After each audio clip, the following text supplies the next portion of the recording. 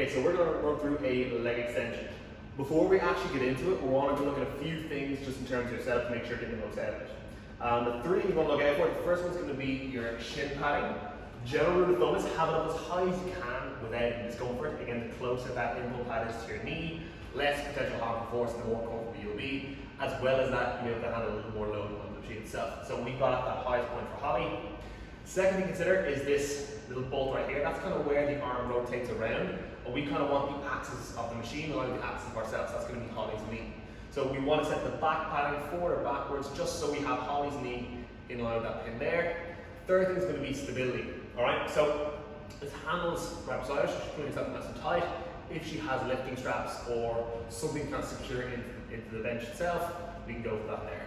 Actual last point actually, to kind of set up how far back we want this to be set, because we don't want to pull it into a range she can't control. Holly's just going to pull her heels back as much as she can.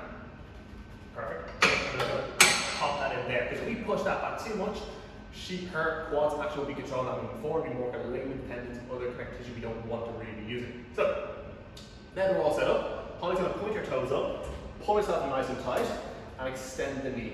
Hold there, slowly come back down. So as we go through the movement, we really want to focus on pulling your bum into the seat nice and tight, just to get promote a little more stability, so her quads can generate a little bit more force. As we're coming down, we don't want to let the kind of waist strap touch, just keep tension on the quads the whole way through. And again, like the movement says, it's quad extension, so we're going to be using primarily our quads working them into our fully short position. And that is a leg extension.